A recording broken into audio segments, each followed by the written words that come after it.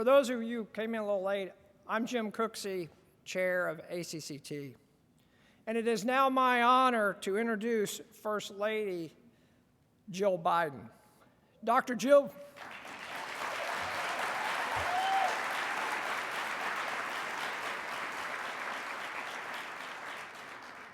Biden is the First Lady of the United States, a community college educator and best-selling author. Dr. Biden also served as Second Lady of the United States from 2009 to 2017. As Second Lady, Dr. Biden focused on advocating for community colleges, military families, and the education of women and girls around the world. As the Obama-Biden administration focused on recovering from the 2008 economic recession, Dr. Biden worked to underscore the critical role of community colleges in the nation's economy. She hosted the first ever White House Summit on community colleges with President Obama and led the Community College to Career bus tour to highlight industry partnerships between community colleges and employers. She also became the honorary chair of the College Promise National Advisory Board, leading the effort to make community colleges free for hard-working students.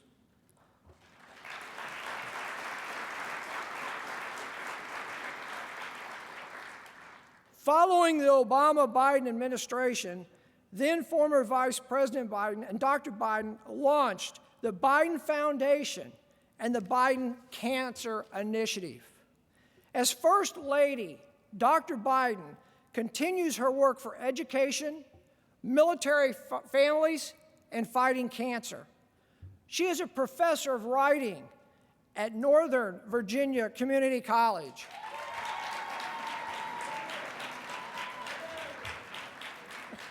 Please join me in welcoming First Lady of the United States, Dr. Jill Biden.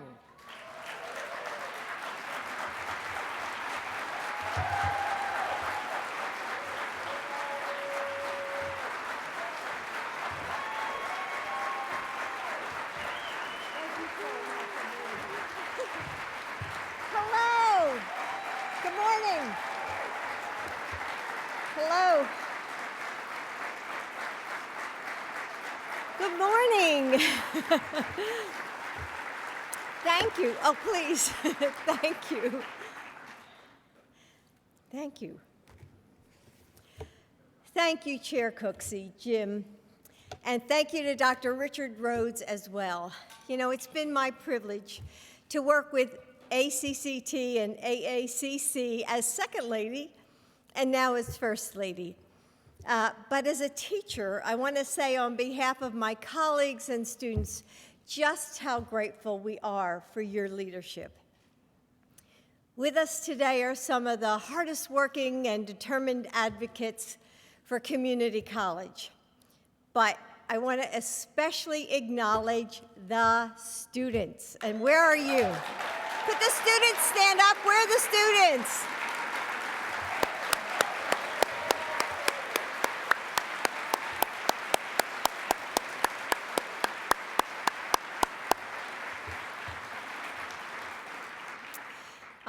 Thank you. I know that, with work and family obligations on top of your studies, it probably wasn't easy to get here today. But you came because you know that showing up matters. So thank you for using your voice on behalf of your community, and I love that you are here. Some of you may know that I'm an enormous sports fan. I'm a First Lady for all Americans, but when it comes to teams, my heart belongs to the Philadelphia Eagles, the 76ers, the Phillies, and the Flyers. That must be Philadelphia Community College back there. Oh, gosh. The competition, the crowds, the rivalries. I love it all. But too often, we treat what happens in our nation's capital like a sports game, too. wondering which team will score the most points with voters. Legislation becomes a football to keep away from the other side, and Americans get lost in the playbook. Governing isn't a game. There are no teams to root for or against, just people. Americans from all walks of life who need help and hope.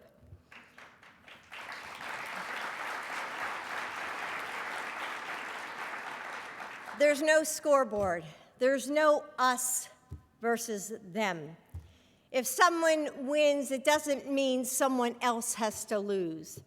And most of all, there are no spectators. All of us must do our part, because the decisions that are made in the halls of Congress and the rooms of the White House affect us all. You know that. It's why you're here today. You know what's at stake. 1 year ago, I told this group that Joe, my husband Joe, was going to fight for community colleges. And since then, we've made some incredible progress. The American Rescue Plan put billions into community colleges so that they could support their students. Thank you. Through financial aid, child care support, and other wraparound services. I'll take that back to Joe, that you gave him a round of applause for that.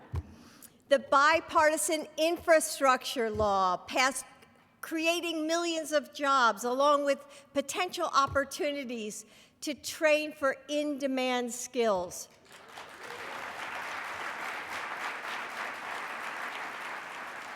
But Joe has also had to make compromises. Congress hasn't passed the Build Back Better legislation yet.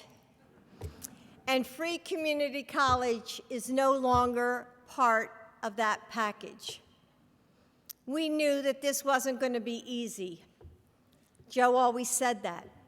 Still, like you, I was disappointed because, like you, these aren't just bills or budgets to me, to you, right?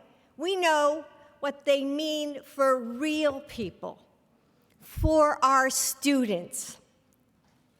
And it was a real lesson in human nature that some people just don't get that. We've seen how entire towns can be transformed when community colleges and private companies work together to train students for jobs that are desperately needed, with skills like manufacturing or modernizing our electrical grid.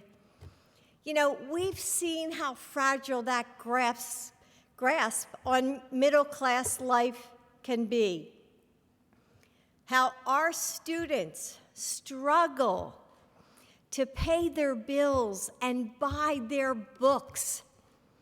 You know, I've already seen that last week in my classroom. You know, I had to loan a student a book because payday didn't occur yet. He had to wait till payday.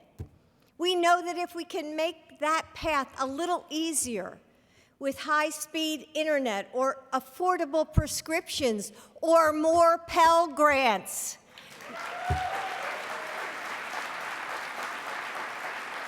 they can actually cross that finish line.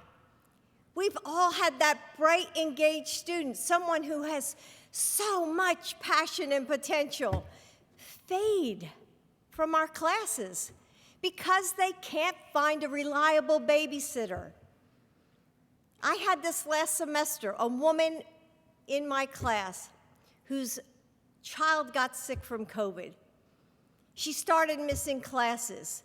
Then, like so many students, they fall behind and they just can't catch up. Or the cost of childcare gets to be too much, and they have to choose between extra shifts at work and pursuing their degree that will help them earn more money. But there's no choice when it comes to keeping your kids safe.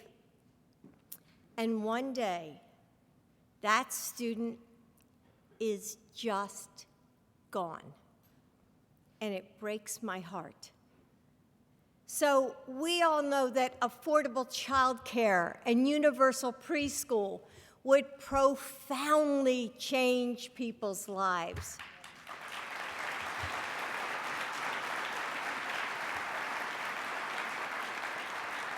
Build Back Better isn't just a piece of legislation, and it's certainly not a football to pass or pivot. It's about helping community colleges train our workforce with 21st century skills. It's about supporting students with tutoring and childcare and transportation. It's about pioneering the new climate jobs that will lead us into the future.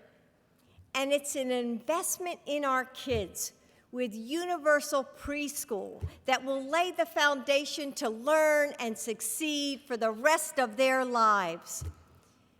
No one can tell. You can clap for that. I am so for that.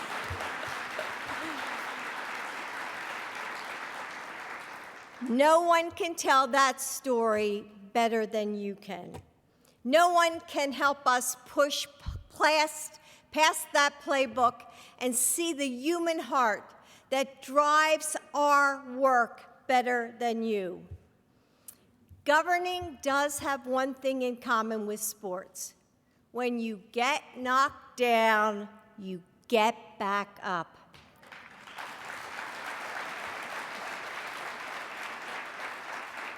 When you lose, you work harder and you come back for more.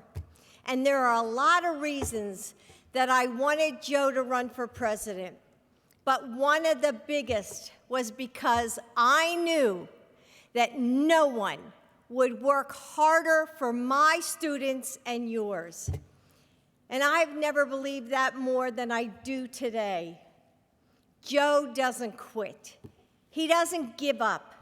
He is keeping his promise to rebuild our middle class, and he knows that community colleges do just that.